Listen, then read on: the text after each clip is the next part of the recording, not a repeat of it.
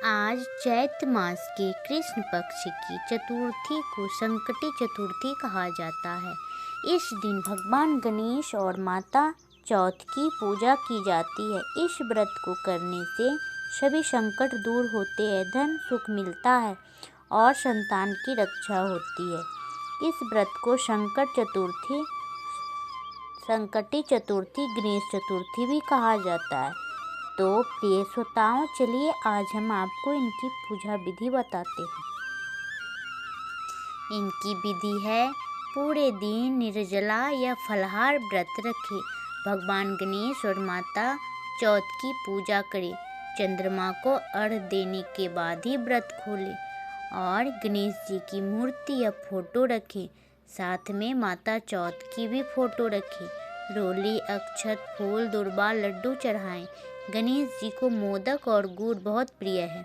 फिर दीपक जलाकर कथा सुने और आरती करें। कथा जरूर सुने, जिससे पूजा का पूरा फल मिलता है। बिना कथा से पूजा का फल नहीं मिलता है। तो चलिए, रात को जब चंद्रमा दिखाई दे तो पानी से अर्घ्य दे, हाथ जोड़कर प्रार्थना करें और मंत्र जाप करें, ओम गण गणपतिये नमः। फिर व्रत खोलें। तो चलिए भक्तों, आज हम आपको संकटी चतुर्थी व्रत की पूरी कथा सुनाते हैं। एक प्राचीन काल में, महाभारत काल में, एक बड़ा धर्मराज युधिष्ठिर थे। उन्होंने कृष्ण से पूछा, हे माधव, मनुष्य के जीवन में अनेक प्रकार के संकट आते हैं। ऐसा कौन सा व्रत है जिसे करने से सभी संकट दूर हो जाए, दुख समाप्त हो जाए और जीवन में सुख समृद्धि प्राप्त हो? तब भगवान श्री कृष्ण मुस्कुराए और बोले, हे धर्मराज, एक अत्यंत पवित्र व्रत है जिसे संकटी चतुर्थी कहते हैं। यह व्रत गणेश को समर्पित है। जो मनुष्य श्रद्धा और भक्ति से इस व्रत को करता है, उसके जीवन में बड़े से बड़े संकट भी दूर हो जाते हैं। फिर श्री कृष्ण ने युधिष्ठिर को एक प्राचीन कथा सुनाई। बहुत समय पहले एक नगर में एक गरीब वृद्धा बुढ़िया रहती थी। उसका कोई सहारा नहीं था। वह जंगल से लकड़ियां बीन कर लाती और उन्हें बेचकर अपना जीवन चलाती थी। गरीबी होने के बावजूद वह भगवान गणेश की बहुत बड़ी भक्ति थी। वह हर महीने संकटी चतुर्थी का व्रत करती थी। उस दिन वह बहुत सुबह स्नान करके गणेश जी की पूजा करती, पूरे दिन व्रत रखती और रात में चंद्रमा को अर्घ्य देकर व्रत खोलती। वह हमेशा कहती, जो भी सच्चे मन से गणेश जी का व्रत करता है, उसके जीवन के संकट दूर हो जाते हैं। उसी नगर में एक बहुत धनवान साहूकार रहता था। एक दिन साहूकार जंगल से गुजर रहा था, तभी उसने उस बुढ़िया को लकड़ी बीनते देखा। साहूकार ने पूछा, अरे बुढ़िया, तुम इतनी गरीब हो, फिर भी हमेशा खुश क्यों रहती हो? बुढ़िया बोली, मैं भगवान गणेश का व्रत करती हूँ, उसी के कृपा से मेरे जीवन में संतोष है। साहूकार ने हंसते हुए कहा, क्या व्रत करने से भी कोई सुखी होता है? बुढ़िया बोली, अगर सच्चे मन से भगवान की पूजा की जाए तो भगवान अवश्य पूजा स्वीकार करते हैं, उनकी कृपा करते हैं। लेकिन साहूकार को उसकी बात पर विश्वास नहीं हुआ। साहूकार पे बहुत बड़ा संकट आ गया। कुछ समय बाद साहूकार के जीवन में भयानक संकट आ गया। उसका व्यापार घाटे में चलने लगा। उसका सारा धन नष्ट हो गया। धीरे धीरे उसकी सारी संपत्ति समाप्त हो गई और वह बहुत गरीब हो गया। तब उसे उस बुढ़िया की बात याद आई। साहूकार बुढ़िया के पास गया और बोला, माता, मुझे माफ़ कर दो, मैंने तुम्हारी बात का मजाक उड़ाया था। अब मुझे बताओ कि गणेश जी का व्रत कैसे किया जाता है? बुढ़िया ने कहा, यदि तुम सच्चे मन से व्रत करोगे तो भगवान अवश्य कृपा करेंगे।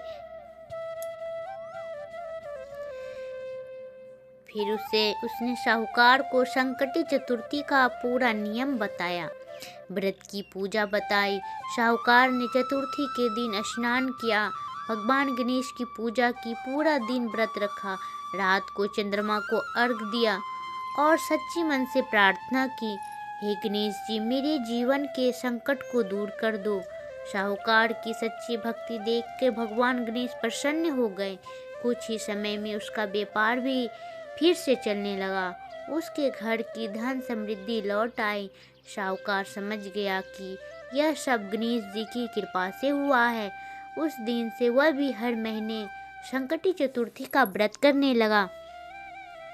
कथा सुनकर भगवान श्री कृष्ण ने युधिष्ठिर से कहा, हे धर्मराज, जो मनुष्य श्रद्धा से संकटी चतुर्थी का व्रत करता है और भगवान गणेश की पूजा करता है, उसके जीवन की सभी संकट दूर हो जाते हैं। यह सुनकर युधिष्ठिर ने भी इस व्रत का पालन किया। तो चलिए प्रिय श्रोताओं, आपको आज हम चौथ माता की भी कथा सुनाते हैं। तो चौथ माता की कथा सुनिए। बहुत समय पहले की बात है। एक नगर में एक प्रतापी राजा और उसकी धर्मपरायण रानी रहते थे। राज्य बहुत समृद्ध था और प्रजा सुखी थी। रानी भगवान गणेश जी और माता चौथ की बहुत बड़ी भक्त थी। वह हर महीने चतुर्थी का व्रत करती और पूरी श्रद्धा से पूजा करती। लेकिन राजा इन व्रत पूजा में विश्वास नहीं करता था।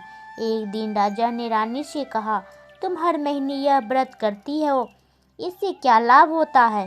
रानी ने विनम्रता से कहा, महाराज, चौथ माता और गणेश जी संकट दूर करते हैं और घर में सुख समृद्धि देते हैं।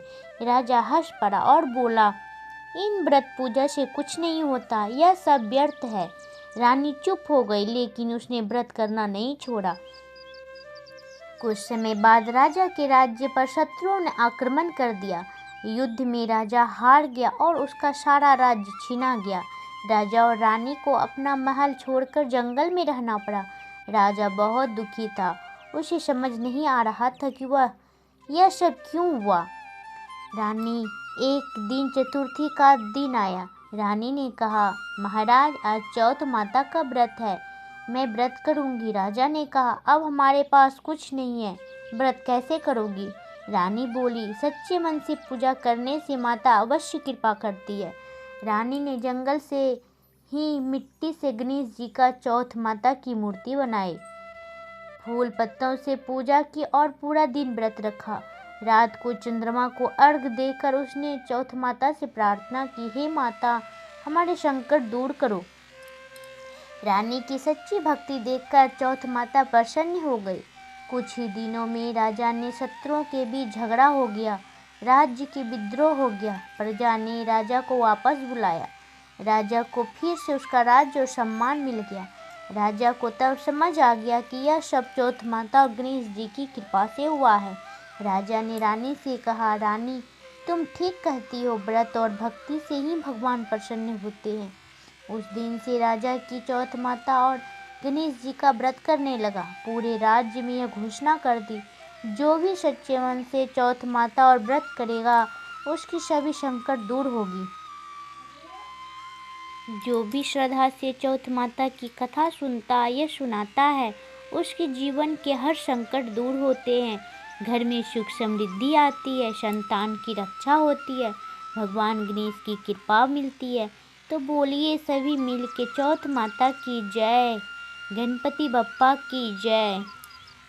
तो भक्तों, अगर ये वीडियो आपको पसंद आई तो चैनल को सब्सक्राइब कर लेना और बेल आइकन को दबा देना, ताकि जो भी मेरा पावन वीडियो आए, भक्तिमय वीडियो आए, सबसे पहले आप तक पहुंच जाए। और लाइक और कमेंट में जय गणपति महाराज, ओम गणेशाय नमः, माता चौथ की जयकारा जरूर लगाएं।